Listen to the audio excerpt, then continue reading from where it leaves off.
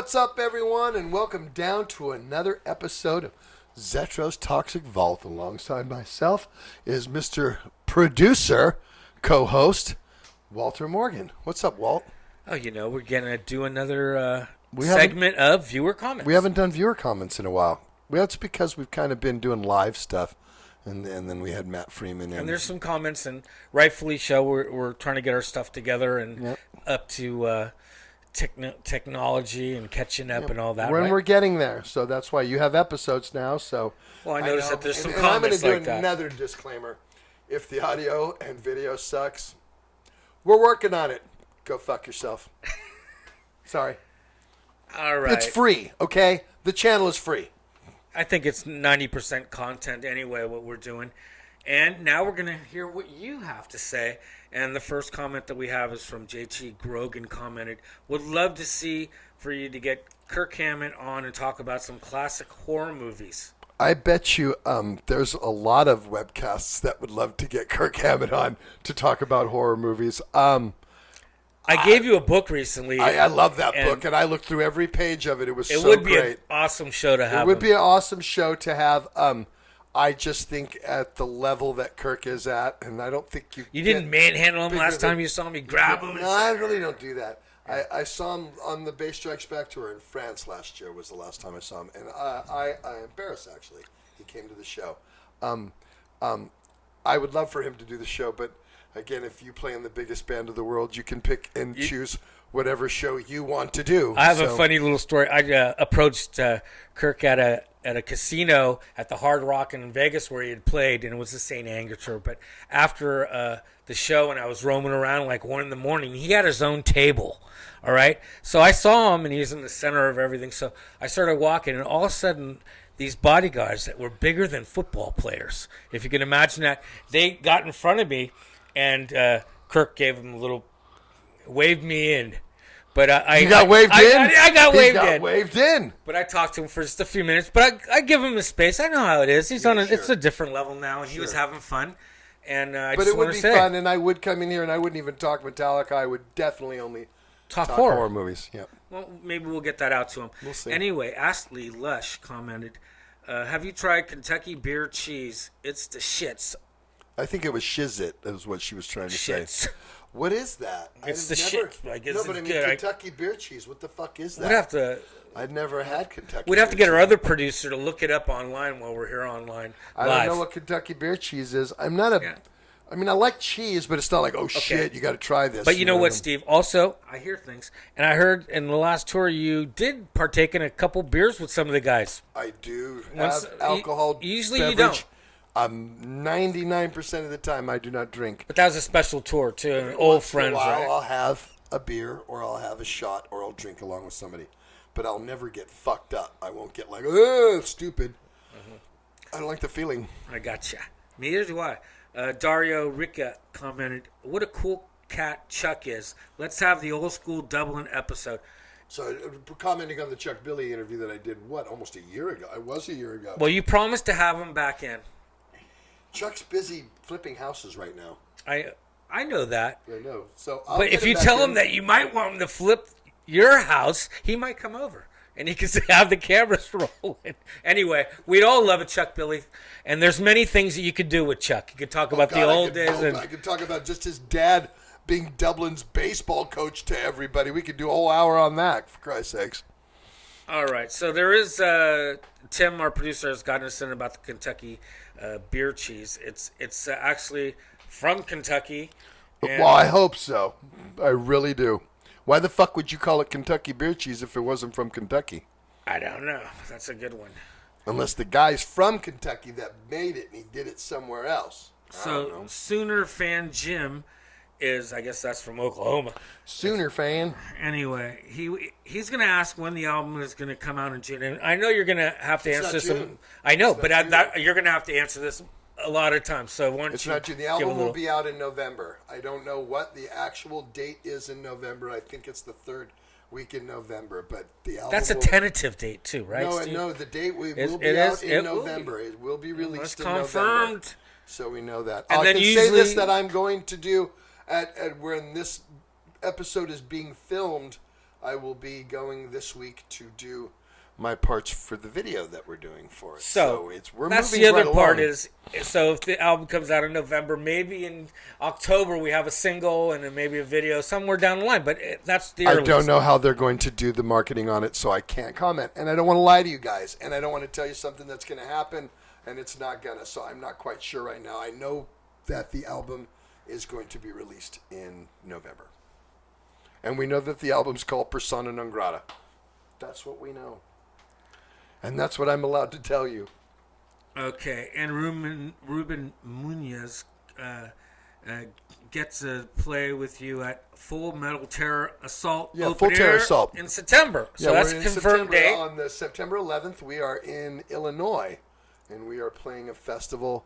I think it's like an open air, kind of one of those camping type festivals, like in Europe. It's called Full Terror Assault. And And you think I that's a believe we're the norm now? headliner There's on going to that. be more of these American festivals. I think as the year wears on, I think more promoters are going to be open to, as they see it's breaking, they're going to be more open to having outdoor concerts and people coming back. So How fun though to be to camp and be somewhere for a whole weekend and see bands for 3 days, like in Europe. yeah, that's what they do over there. I get It's it. kind of And like the same along that line, we can say that you're playing.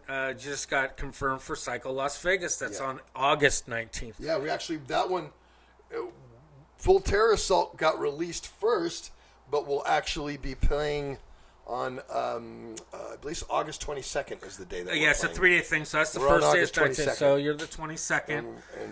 And Gary said that Tom Hunting has said, if I'm walking, I'm drumming. So I'll tell you right now, they would have not booked any of this stuff if they did not feel confident that Tom was going to be able to. he must be feeling He or looks great. reacting He's to the going therapy through it. He's and fine. He's a strong guy.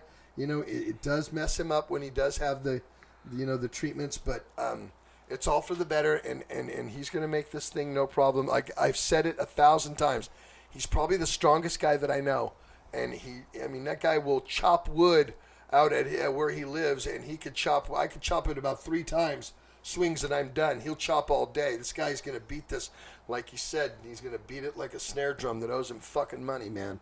He's going to beat this. We're going to be fine. It's all going to come in one. these are good signs.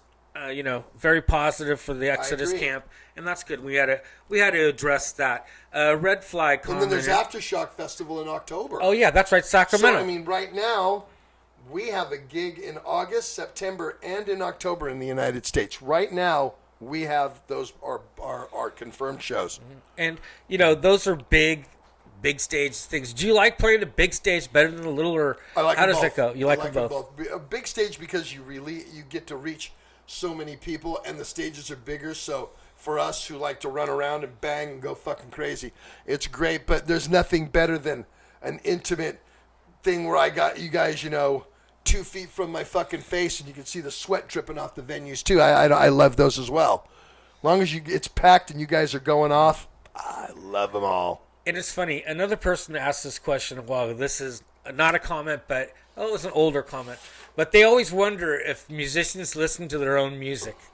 And I would have to say no. But when the album has just been finalized and Okay, so right now, I'm going to let you guys know. I have the album, obviously. I listen to it every day.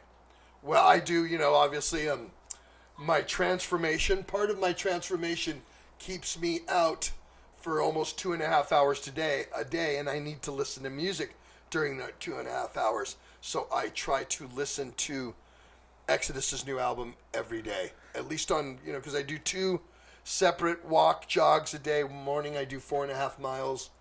Evening I do anywhere from 2.5 to 3 miles more. And so it's usually the evening one where I listen. so to that the you could album. have a command over the song. So if Gary says, let's do this one, you could do it. You have be comfortable. Honestly, if he came up to me tomorrow and said we're playing the record in its entirety, I'm all okay. I can do it now.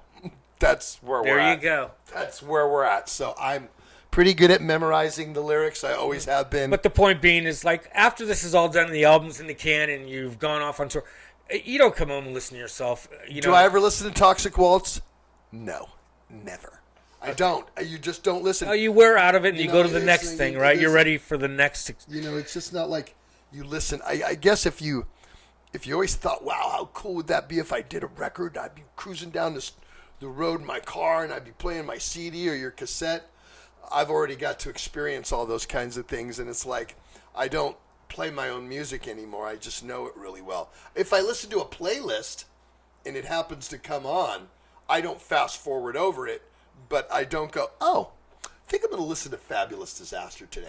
Okay. Although I'll do listen to songs off. Like a couple of weeks ago, somebody was hitting me up about Cajun Hell.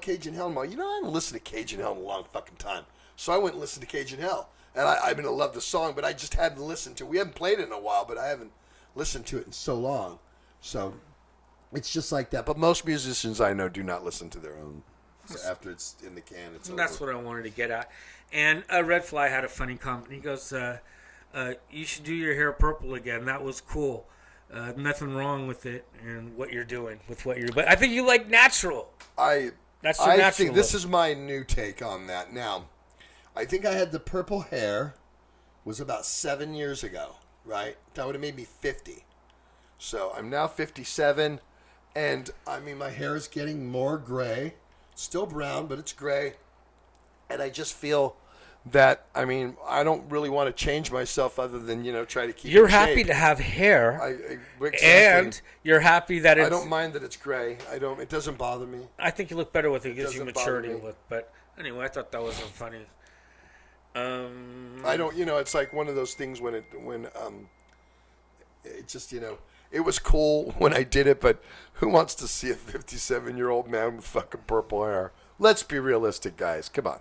And Ray Hezix and Taron Sabbath are commenting on they have the new shirt, and Taran says that the new hot sauce is going to be fire just like the Vault. So, of course, we have great sponsors.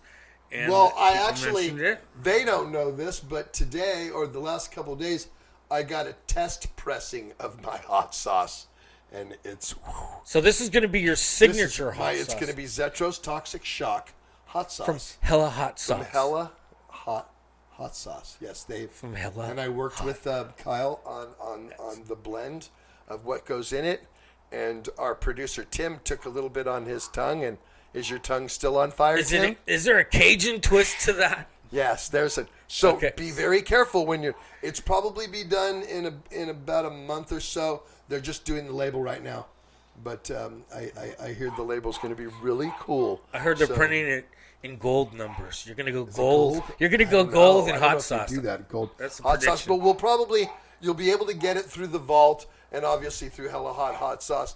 But like I said, I did get a test bottles of it without labels on it this week, and I'll tell you what, that shit will turn goat piss into gasoline. Either that or tomorrow morning when you have to go to the, do your number 2, you're going to sweat your ass off because this shit is fucking hot. Hot on the way in, hot on the way out. Chance Ogden is going to take a chance by asking if you can comment on the length of the song. So I already know that, but, we don't want to comment about anything I can't right tell now. you anything about it. I can't tell you how many there's going to be. I can't tell you anything. I'm under super, super duper gag order. And it's very serious because it's a lot of things that involve the record label, our agents, timing on touring management. It's just not all about me, the rest of the band, so I have to honor that. I would love to tell you the titles. I would love to tell you what I feel the record, sounds like compared, but I just can't give you that information yet. And so as soon as I can, we will do an episode on that completely. And when it comes out, we'll go track by track on the motherfucker and talk about everything. And we may even do it live so you guys can chime in. But I right now, I know that it's called Persona Non Grata and it's coming out in November. That's the best I can do for you. All right. And Sorry. Claire Wilson's going to comment about how she really enjoyed the Matt from Rancid's interviews that you did with him. And for anybody that hasn't seen it, Again, I'm a metal guy, but I'm a punk guy too. Matt and Freeman. if you would have saw me at 16 years old, I had long hair going from the Stone across the street to the Rock on Broadway where there was punk. and I loved it. Dead Kennedys, Black Flag, Wasted Youth, MDC, all the stuff that they grow, all the English stuff, Discharge, GBH, the fucking Exploited, that kind of shit. Of course, I love it. And so to get Matt Freeman on my show, because Rancid, they're heavy hitters, you know, it was great to have him here. And he had so much great insight on his interview. I mean, he talked about all those killer bands that he got to play with.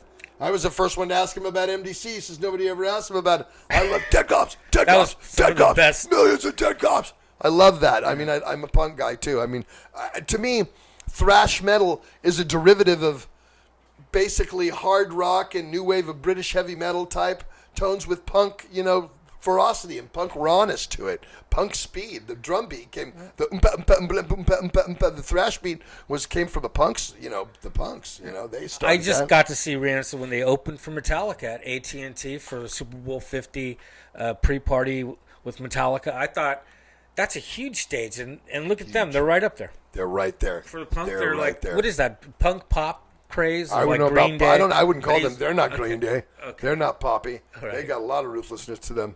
Very much so. They're very heavy band. And of course, we're gonna comment about the sound on the quality on some of these, and we're learning and we're doing it. And we're Producer, like you guys know, and I have to be honest with you. This whole Zetro's Toxic Vault, the logo, the name was Wayne. Wayne wanted to do this with me, and actually, the producer director for Creature Features, Mr. Jeff Bodine, kind of encouraged it, and so he gave us our first cameras. And I always said that I'm not a technical guy. I could do this part. I could do the interview. I can sing. I know all that stuff. I could film. I know, and he's a filming guy. So, but we never learned to do it when Wayne was the producer. And then when Wayne, he kind of left, kind of abruptly. We didn't. He just, you know, which is fine. Walter and I didn't know what we were doing. You know what I mean? So we had to figure it out. And we have, like I said, we work with a guy now. He's actually here with us right now, Mr. Tim Healy, and he is training us so that we, you know, can't do it there. We were supposed to film actually last week, and Tim had to go do another project and couldn't be here, and that was the whole reason why Walter and I want to learn it, because we need to be able to carry it on. You know, once I put my foot into this, and we've been doing this for a couple of years, I just want to go, okay, well, Wayne's not a part of the producer, so I'm not going to do the show anymore. I like doing the show. I like the guests that we get on, and we have a lot of fun doing it, and I like interacting with you guys, the fans. I've become friends with some of you people through this show, you know, that we comment back and forth, you know, and so I like doing it. So we're going to continue to do this stuff. We're going to continue to do the movie reviews, like them or not. I'll get more guests in here from, you know, A-list guys to even guys that are not so, you know, well-known or so. It's just a good perspective. I like to have a whole bunch of different stuff. Remember when we had the firefighter on here, Walt? I'll get more guys like that. You know what I mean? Those are the heroes back a year ago. Yeah, definitely. Well, it's about ready to be hero season again. That's right. It's going to be every year. It's going to be every year. If you live in California and you live up in the hills and the mountains and the woods, you better have fire insurance. That's all it is, because it's just a given. It's already a given. They're already talking about it. Yes, it's a new thing. It's like every year around April or May they talk about the fire. It's not a new thing. Come June, July, California starts on fire till September, October, November when it starts to rain. It's like every year now. I just drove around Clear Lake yesterday, and there was lots of that had been hit that I didn't even realize. Yeah. Let's go up there and you lot. see it. Very much so. KSAD wants to know, any chance of you playing the Bloodstock in England? Any chance? Well, I guess there's not a chance. This year. I know that they're going to. It looks like the second half of the festivals in Europe are still kind of on, or they're rebooting them. But I don't think we will get on anything this summer in Europe. So I would almost guarantee that the 2022 festivals in Europe, Exodus will have a relatively new record out. It'll only be out 6 months. So, yeah, I would think that all of the festivals are going to have us, you know, on that. So just keep an eye out. And believe me, I'd love to go back to Bloodstock. It's such a great festival. I love that one. I have so much fun there. I've been to that one, too. Very good. Charlie Ramos. Hey, Zet, how badass would it be if Gary did the national anthem for the A's? It would be badass. He could pull that off too. come on. Holtway. Come on. He could do it. He could do it all with a bar. That would be great. I mean, I would think that we would all get a suite and sit up there and watch him, and then we would hang out and eat hot dogs and watch the A's after that. That would be great. And right now the A's are winning, and that's your team, right? I remember when we started the season and they were 0-6. You guys were commenting on that they weren't going to do shit this year. It's like, well, yeah, them. And I'm not a Giants fan. I do live in the Bay Area, but the Giants are like, isn't it like the Dodgers, Giants, A's? Isn't it like those are the top three teams right now? Right now, the Giants are in second, but they were in first for a long time. It was we went through a long run where the Giants and the A's were at the top, and that's how. Well, the A's lost 2 games to the Houston last week, and they dropped down. But then Houston lost a couple of games. The A's won a few, so they're back in first place. That's how baseball works. And there's 162 games, so you can't go off shit now anyway. And there's a lot of Matt Freeman comments about how different it is to get him on a metal show, and this isn't a metal show. A bass player. I'm a metal guy. I'm just a metal guy. This is not a metal show. My set is horror because if anything, this is a horror show. You know, I'm not a. I will take that on here, no problem. If you play any type, every year at our birthdays, I always, when Lars Fredrickson has his birthday, I send him a private birthday greeting, and I always tell him, you're still a young man because you play heavy music. Forever will you be young as long as you play heavy music. You know, look at Lemmy, look at guys like look at Scorpions guys. They're in their 70s. They still play heavy music. Priest, Halford, come on, it doesn't get heavier than that. Well, bands are retiring and then coming back from retirement. I ain't retiring. Like the Motley Crue. I'm not going anywhere. I just want you guys to know that I'm not tired of this by any way, shape, or form. I have a good comment here. Someone loves Impact. They said it was the second LP that they ever listened to by Exodus. But I had a question for you a couple weeks ago. It's weird that hasn't been re-released like other albums because it's really high on the Capitol Records eBay. Have not. Yeah, those are the Impact and Force of Habit are the Capitol Records, and dealing with Sony is they move very slow. So we are trying to get those re-released. We're trying to get those contracts renegotiated. So I actually heard something. It's funny you said that because there's something that came through Exodus band business a couple of weeks ago about trying to get that a renegotiated new deal, which we have our lawyer working on with Sony, so we can re-release those. And get those out there. Well, that's good. Everybody wants to hear all eras of Exodus. And, nice shirt, by the way. Did you get that at the Iron Maiden show? Yeah. In Oakland? Yeah, it's the only time I get to wear these shirts is on this show or at a club. Why? I don't know. I just don't wear them. You don't wear any metal shirts out? No. I kind of don't either. Yeah, it's kind of weird. I must be getting old. I don't know about old. I love I guess I here. do. No, you know what? I wear more horror shirts. Yeah. Honestly, I wear more of this horror stuff when I'm around, I guess. But I do support my friends, and I do wear. I wear their band shirts if they give them to me. Matt gave us all Charger shirts. We'll all be wearing those. So we love to get free swag like that. It's great. All right, and Michael Everett commented, I remember walking around town listening to Exodus and the discography and Feeding Time and Come On People, what I thought was crazy because I was dying of laughter due to the intro. So someone commenting about how funny some of these Exodus... Feeding Time at the Zoo. We took that, the guy was, I'll just play the song. We took that, that was like from a bunch of recordings of a bunch of phone pranks. Basically, that was just a phone prank. And so, the lady thinks that he's calling up to find out if the monkey is sweet, like he mean by tender, like loving. And the guy's on the phone and wants to make monkey soup, so he's wondering if the meat is tender enough to eat. And so that's what makes it funny is that the two people are thinking two different things, and Feeding Time at the Zoo is a typical Exodus way to end the record with a fast type song, but that's kind of, we used to do it. Well, I mean, the Tom Skid thing, Dev Christopher talking the forward in Last Act of Defiance. We've done stuff like that before, so it's typical Exodus stuff, that we do. Big Nasty. You should do an episode about the first time you smoked weed. If you can remember. Like when? 1976? I think you were in diapers. I could have been. I've been smoking this whole episode, if you noticed. That's true. You can smoke it all day.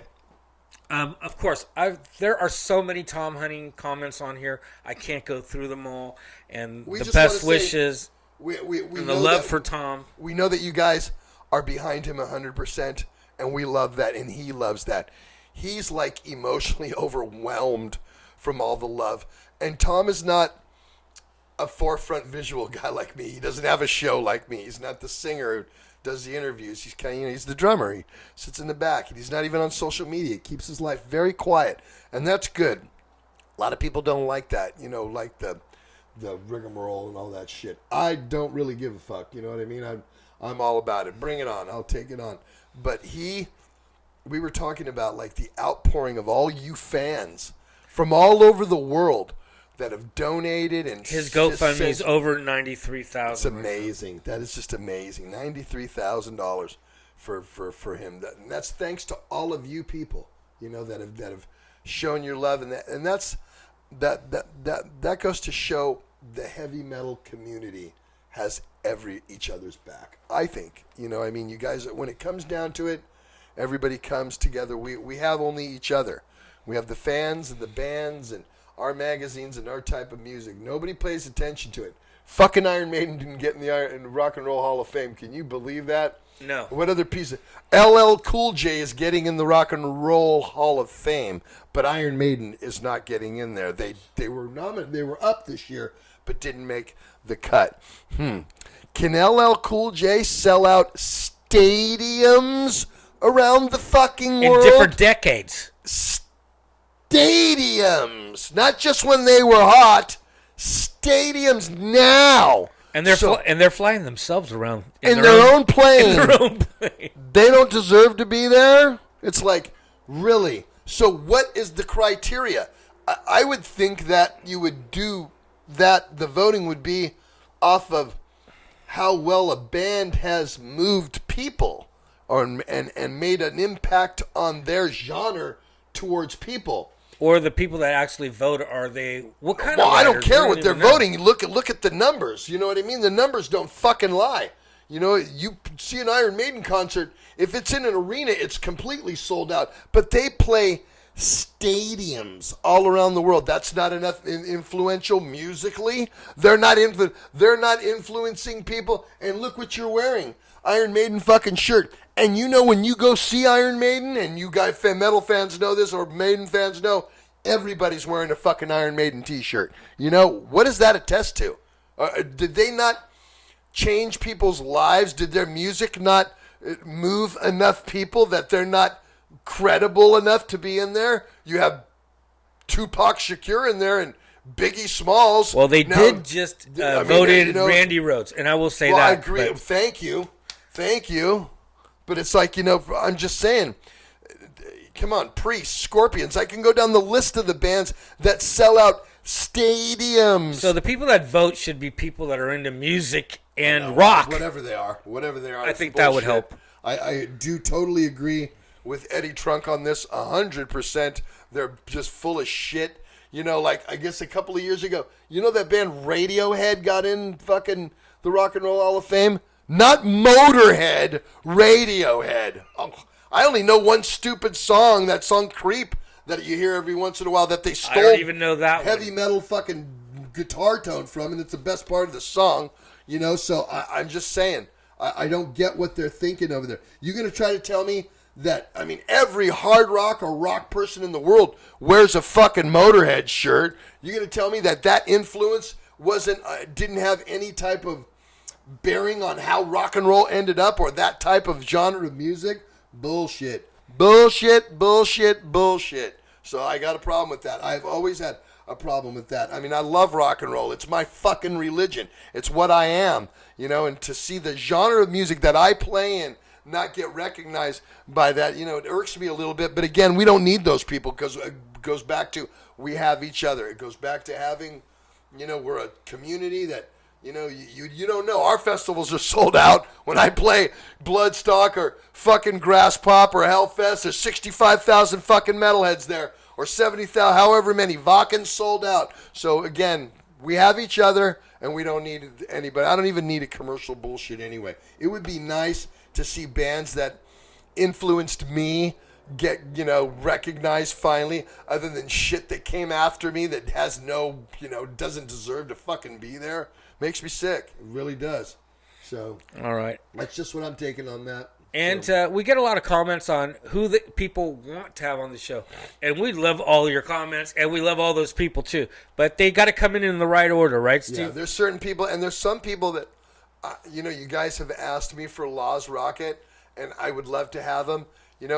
Some of the players in the band don't want to revisit that. They don't want to come down memory lane there. Maybe some of the things there were too painful, and they don't want to go there. So there's some people that don't want to do it. Like 3 of them have passed away, right? Is it? Well, Willie and Vic. And then you have John Torres. John Torres. He wasn't an original member. No, he wasn't. Yes, he was. But he was part of it. So, I mean, I say, to me, Law's Rockets, Coonsy, and Gel. You know what I mean? Of Phil Kettner. I could maybe I talk to Phil from time to time. I do have phone conversations with Phil probably once or twice a year. He lives far away, so I'm going to try to get him in the vault. It would be great. But the other 2 are just very reluctant on coming. It's something that they don't really want to go over talk about, because they said if they have to talk about the good stuff, then there's also, you got to talk about what happened. And they don't want to revisit that, and I respect that. So I guess that's where we are with that. Also, I know that I consider there's a lot of people that have confirmed that they will come in. It's just like getting the right ducks in a row, right, Steve? Lots of people say, "I'm going to do your show." Yeah, yes. I get that. I'll be somewhere and say, "Zetro, what's up, dude? When am I coming in the vault?" And I'll be like, "When do you want to come in? I'll get you in. Give me your number. I'll call you." And then I'll call him and like, I can't. Not this week, but then so. I have some stuff coming up. I'm going to have Craig Beerhorst back here in a couple of weeks, and we are going to do Judas Priest. We're going to talk about the Judas Priest like we did when we did UFO. So I have some stuff coming up. I have a couple of it. I'm trying to lock these knuckleheads down.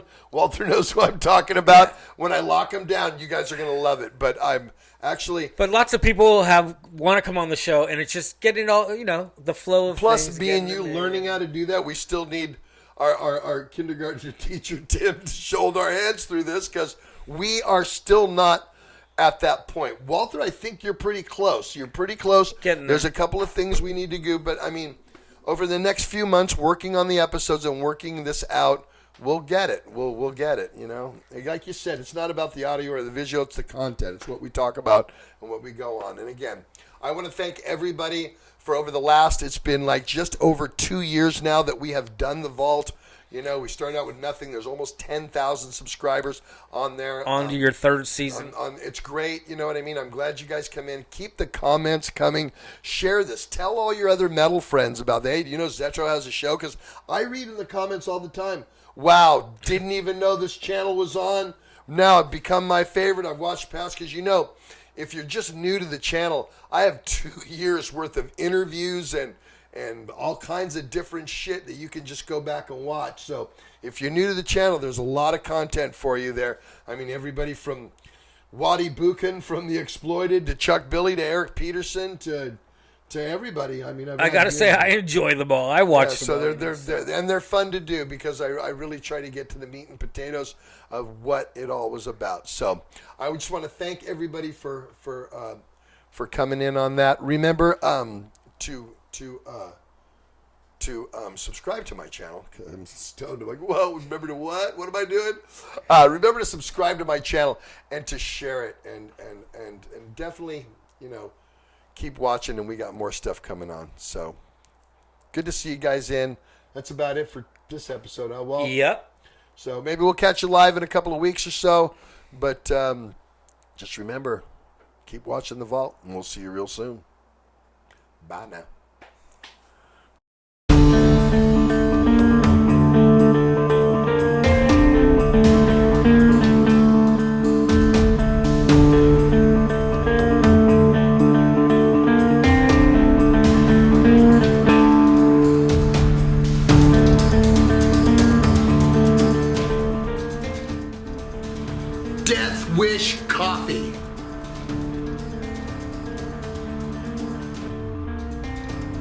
hella hot sauce.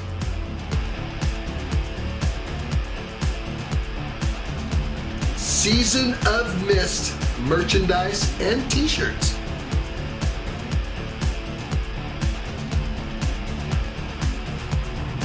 Cameo!